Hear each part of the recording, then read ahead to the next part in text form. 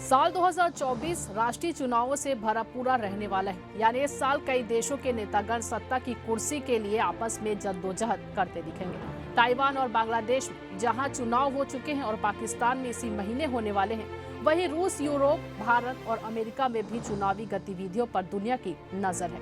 फिलहाल रूस में होने वाले राष्ट्रपति चुनावों से एक बड़ी खबर सामने आ रही है। वर्तमान राष्ट्रपति व्लादिमीर पुतिन ने घोर आलोचक और यूक्रेन युद्ध के विरोधी बोरिस नाडेज़िडिन पुतिन को चुनौती देने की कोशिश में थे। पर अब ये जानकारी सामने आ रही है कि रूसी चुनाव आयोग ने बोरिस के दायर किए गए नामांकन में कुछ त्रुटियां पाई है। ये पूरी तरह संभव है कि इसके बाद बोरिस अब चुनाव में उम्मीदवार भी न बन पाए। ध्यान रहे कि बोरिस ने अपने नामांकन के साथ पूरे रूस से तकरीबन 1 लाख नागरिकों के हस्ताक्षर भी जमा किए थे, जो उनकी उम्मीदवारी के समर्थन में था।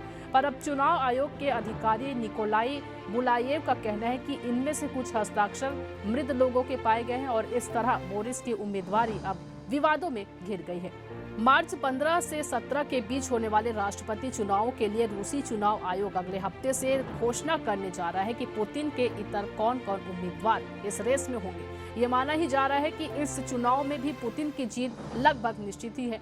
पर फिर भी जिस तरह से बोरिस ने पुतिन के यूक्रेन में चलाए रहे विशेष सैन्य कार्रवाई का विरोध किया है और सत्ता में आने पर इसे आपसी बातचीत से बंद करने का वादा किया है, उसे कम से कम पश्चिम की मीडिया में उन्हें काफी प्रसिद्धि मिली ही है।